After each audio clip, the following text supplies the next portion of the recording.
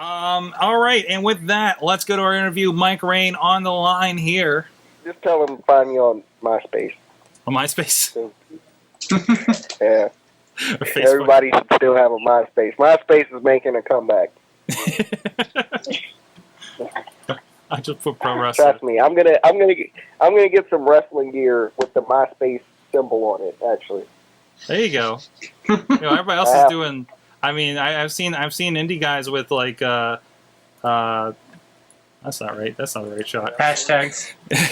That's with like hashtags, and then there's like this with the little thumbs up thing and everything. So, all right. Well, it was that, or I was gonna get Scooter and Skeeter from Muppet Babies. See, that's a tough choice. You know what? I think we're starting the interview with that right there, guys. Mike Rayne, great stuff. He's bringing MySpace back. The Doppler effect. He's doing some great stuff. I think the first time I saw you, Mike, was I think Proving Grounds for IWC. Is that right? Absolutely. That was the first time that I debuted at IWC. Mm-hmm. Yes, I made some waves because they decided to keep telling me to come back. Definitely. It was a really cool concept. Got to see a lot of new faces last year. I'm excited because Proving Grounds coming back around again here with IWC, of course, where you made your debut, and a bunch of other guys that have made waves in the last, 11 months here with IWC. So tell everybody that, for people that haven't come across Mike Rayne, when they see you on the card coming up at a show, what do they have to expect from you? First, I want to throw this little tidbit in there. I have been working for IWC for 11 months, and 9 of those 11 months, I was undefeated. Yes, that's right. That in there. That's right. I believe you came to a head of undefeateds against Anthony Nese for the Super Indie belt, right? He cheated. Of course. Of course he did. The premature athlete cheated. That's what that was. Excellent. Yeah, he raked my eyes with those little Chucky doll hands of his. Mm-hmm. And I'm still bitter about it, and when I get a rematch, it's going down. Awesome. So what do people expect from you in the ring if they see you on a show? If you see me at a show, I promise you that I will put on a show for you that you will never forget. For the simple fact that you will go home remembering that I went out there and I gave you my best effort. I guarantee that you're going to go home with your kids and your wife, and you're going to be like, you know what? That Mike Rayne, he's got it. Something special. That's what I'm going to be. Awesome. So tell me, of course, you've been around IWC a year here, like we said. You're from Youngstown, right across the border here. A little bit up a ways here from Pittsburgh. So you're quasi-local. And I don't hear too many wrestlers coming out of Youngstown. First of all, there's a good amount of us. It's just, I'm just actually the one that got called up and got the break, and I make sure that at all costs when I'm there, I represent each and every one of us. Mm-hmm. We're all the Youngstown boys, and it's always good because there's a couple of IWC fans that actually are from the Youngstown area, and they give me a good response.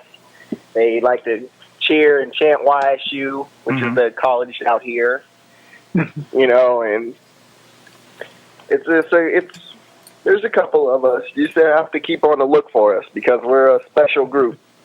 We're definitely a special group that you don't want to get involved with. Awesome. So how long you been in the biz here? Coming up on August 1st will be 4 years for me. Mm-hmm. Yep. So that was my first show, August 1st, in Elyria, Ohio. Awesome. So what got you into wrestling? Everybody's got a story. Like, were you grown up wrestling? And you came across I gotta become a wrestler. How'd you decide to make the jump into it? Well, it pretty much spanned from I've always had my hands in everything, and one thing that I always been able to circle back on was wrestling. Mm-hmm. I was a really good football player, a standout, and one thing I always used to do after football is watch wrestling. I did MMA I started training mixed martial arts when I was 9. I was in Pukalon when I was 9. From Pukalon to judo, from judo to boxing, boxing to Greco-Roman wrestling. I had a couple of bouts here and there, and one thing that I always used to do after training was watch wrestling. Mm-hmm. You know, I was always drawn to it. There's a picture on my Facebook, if you actually find it, of me.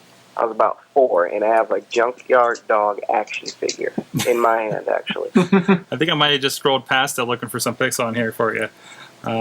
Awesome. So it was completely just bred into you, huh?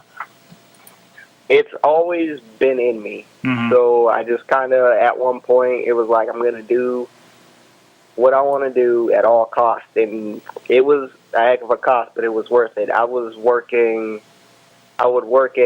to work at 7, work 10 hours, get off around 5:30. From 5:30, go drive 2 hours up to Elyria for training. Get there in time to get my boots on in time. Train until 10. Drive back home 2 hours around midnight. Get something to eat. Ice up my wounds and do it all over again tomorrow. So, at all costs, I just wanted to do it, and I was blessed enough to be able to just finally go out and do it. And I shocked myself. I'm actually pretty good. How much do you think that mixed martial arts helped you out in getting into the wrestling side? I'm sorry? What'd you say? How much do you think the mixed martial arts training helped you when you crossed over to the wrestling side? You know, I tried to mask it for a long time because I didn't want to try and incorporate the two because a lot of people were doing it or trying to do it and just, you know, but I was like, I want to circle away from it a little bit. And I tried to for a while. So when I started, I was probably 185 pounds. So I just went with the whole high-flying, daredevilish act, just trying to separate it. Next thing you know, I was just shooting around with one of my trainers in the ring, and he was like, "You are really good at this." He's like, yeah. He was like, "Why don't you put it in your work?" And I started throwing things in there a little bit, and it felt more natural. And so, with me putting on more size, and then I stopped jumping around as much, but I still, on an occasions, at least once a show, you need to jump off of something. You know, that's in the contract. When I sign on, wherever I wrestle, I will jump off of something at least once per show. And that kind of goes. One jump. That kind of goes with it. You're definitely getting pinned with the just coming off a Super Indie here with IWC. You were in that great 4-way match. How was it to be part of something big that has that lineage of something like Super Indie? It was just such an honor because the whole tournament was just an honor to be a part of. The guys that were involved, that were brought in to wrestle for this prestigious title, and this title, like, it means a lot. The Super Indie title, like, this represents all of us. For anybody that's ever laced on some boots, anybody that's ever traveled to a far distance and wrestled for practically nothing, but you did it just for the love of it, for the indie, you know, for you to hold the Super Indie title is a really big honor, and I'm absolutely hungry to do it, and it was just an honor that I got to be a part of Super Indie and be able to be a part of what all of those guys have done in the business of Super Indie that just pretty much paved the way for guys like me. It was just great to actually be able to share the same ring with them for one night. Awesome. And I know DJ Lunchbox, I want to see if you have anything for Mike here. Your first night seeing him was Super Indie as well. Or wait, are you there? Did you drop off? I'm here. Okay. Here. I did drop off, and I'm back. Is my video there? Yeah, you're there. I just got to fix you here. So, but go ahead and ask away. I got your audio. No, go ahead. I'm at the green field. I thought you did great at Super Indie, but like I said, I ask the ridiculous questions here on the show. So my question to you, good sir, is: are you a fan of the band Fish? Am I a fan of what? The band Fish. Yes, I am. Absolutely. Excellent. Fantastic. Have you ever got to see him live? No, I have not, but I plan on it, and I plan on tagging along with you to see it. Fantastic. Folks, you heard it here first. We are going to go see Fish Absolutely live. Wrestle fan? How about That's you? the only. I heard that's the only way to see him is live. Like, that's like the best way to see him is live. So I'm in. Absolutely. It's like the Grateful Dead or any other like jam band like that. If you don't see them live, you don't get the full experience. So I'll transition it into a serious question. You mentioned competing in Super Indy this year, and you did compete in the Second Chance 4-way match. Didn't pick up the victory, but this year's Super Indy I think was known for sort of showcasing a lot of the best talent on the independent wrestling scene. That's something that IWC is very known for. Out of the people that were in that tournament, or maybe people that IWC could bring in, who's one of your dream opponents, and who do you want to fight coming up? Oh, that's a great question because IWs, you got to think, they bring in some of the best. You know, everybody is there for a reason. You don't just get picked there; you earn your spot there. And I have to say,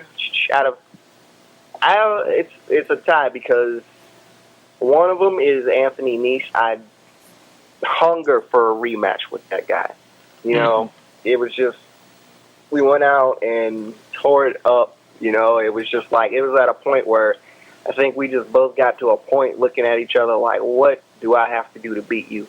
You know, and then he found out when he raked my eyes with his little Chucky doll hands. But Gonna look at his he hands has next really time. tiny hands. His whole hand was in my eyeball. That's how small his hand was. Tiny. He's very tiny doll hand, and I would have to say I really work hard for the fact that I want to square off with John McChesney. I want to lock up with Big League John McChesney at all costs. Like, everything about that guy. Like, I mean, you don't like his attitude. I mean, that's understandable, but you can't deny the fact that the guy comes and he brings it every time he steps in the ring. And that's just one of those guys that you can actually get in there with, and win or lose, you'll become better. You'll learn something, you know, and at some point in time, it's going to just, he opens eyes in his matches. So I definitely was fine locking up with John McChesney. Awesome. And I dress better than him. I just want to say that. You know, actually, that leads to my next question. Justin Plummer, who from IWC Aftershock, he wanted to ask. Well, let me make sure I get the wording right here. Where do you draw your fashion inspiration from? Because you come to the shows and you're one of the dressed up guys.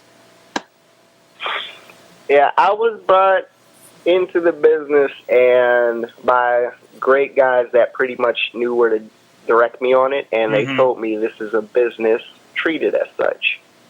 You know, so I do. You know, I just make sure that I'm dressed the right way and I conduct myself the right way. It's just pretty much how I was brought into it when I started everything. My fashion inspiration, this patterns and colors really stand out with me. Like, I mix and match things so much that I just make sure that they go together. I'll match like an argyle with a striped shirt and some jeans and some like dress shoes, and it'll work. I don't know how I pull it off, because if anybody else did it, you'd probably just be like, who dressed you and why? But I pull it off really well. So. And it definitely sticks out, because I mean, I know, like, getting to the shows, a lot of times you'll see like McChesney shows up in the suit. Like, I kind of like liken it to Ric Flair, you know, always showing up in the best suit possible, right? But it's just a shirt and tie, you know. I mean, you definitely have a bit of flair when you walk into the building there. Oh yeah, it's just, you got to put little accent marks on things, and then on top of all that, you don't want to overdo it. Like, there's sometimes that I'll just wear my glasses and have a fresh haircut and leave it at that. Or every once in a while, I'll just have on a fedora of a whole outfit. But every once in a while, you just have to mix and match things. Things just have to come to you. You have to look at it and wonder what you can do with this. Because there's a lot of times that I'll look at a shirt, because I actually have a really neat purple shirt that I had no idea how I was going to match with anything, and now I got all kinds of options with it. Maybe you should have your own fashion segment on Aftershock. Oh, yeah. Well, I should. And then on top of that, they should just let me crack on people the whole time. There you go. Plumber, book it. I know he's watching. From the chat. Go ahead. Plumber's mad because I was better dressed than him at Super Indie. For those that haven't watched Aftershock, now understand that Plumber was wearing this, like, what? It was a vest, and it sparkled red, and he had the bow tie. He looked exactly like an angry figure skater, is what he looked like. Which is weird since he's smiling all the time. Yeah, that's what it was. That was the angry figure skater. He knows he has to smile on the ice or he's not going to get points for it. That's that smile. It wasn't even like a happy smile. It was just like, I have to smile or I'm going to lose and I'm going to be pissed. And that was what that was. And that's probably how Chuck Roberts gives score on the Aftershock episodes in reality. So that actually kind of works. Hey, I heard that, Chuck actually stopped being a businessman for a hot minute and helped Plumber bedazzle that whole vest. I heard that. Excellent. So with that, well, I did get a question asking if they can have your Prodigy username as well, since we were talking about MySpace a little earlier. Yeah, man, I'm bringing MySpace back. I'm so serious.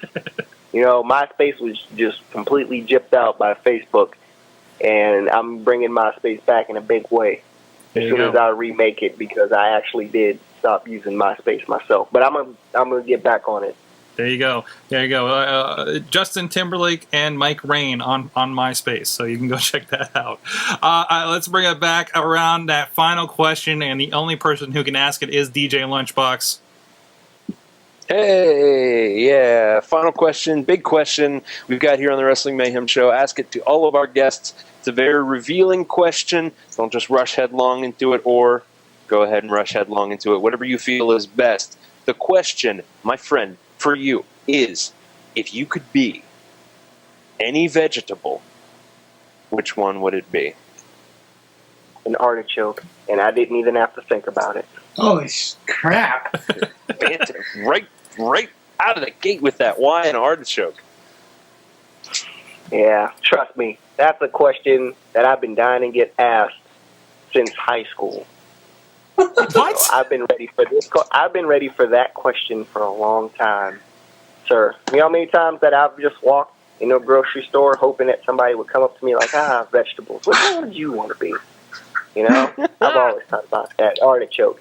And you know why? Just for the simple name of it. It sounds like a tough vegetable, from artichoke. Think about that. You want to really get down with something with choking it? Do you? No, you don't. So that's what I'm going with. There you go, Mike Rayne. Go check him out. He's what do you got coming up? You got any shows people can check it out around the area? Well, actually, I'm going to have to check that schedule, but necessarily, it's always easy to find out where I'm at because I post it everywhere all the time. You can't miss me. If I'm doing something simple, it's on my Facebook, Mike Rayne. If you're looking for me on there, I'm the guy without a shirt on. I'm practically naked. You can't miss that. If there's like 150 Mike Raynes, there's probably just one that's tan and naked. So it's probably me. So that's the best way for you to actually figure out where I'm at. Check it out because I say it everywhere. I tell you things that you don't even want to know. You could care less that I'm in Giant Eagle cashing in the change that was in my car, but I'm going to tell you. So. And that's what social media is for. You need more. I tried to find some here during the show here. You need more pictures of you with that wardrobe there Plumber was talking about. Well, after I just called him a built figure skater, he's probably going to just try and delete everything and burn everything now. He's probably yelling at his wife, now burn it, just burn it all, throw it in there, burn it. But that's just what it is. He actually should, because you ever see what the pictures look like? on that, you should have turned the volume down on that thing. It's loud. Awesome. Mike Rayne, check him out. I know he's all over the IWC shows from the last year. You can check those out over at sorgatronmedia.com. And the IWC YouTube. There's a lot of matches and stuff on there and a lot of trailers. You can check out what he pops up in and anything else. What other promotions are you generally in? Well, I do a good amount of between, let's see, there's IWC, there's HKW, there's MCW, RAPW, so many of them. There's just so many of them, and there's so many accent marks and just like abbreviations here all day. Awesome. All right, go look up Mike Rayne on the Googles, find out where he's popping up near your town or on DVDs or whatnot. Thanks a lot, Mike, for joining us. Hey, thank you for having me, you guys.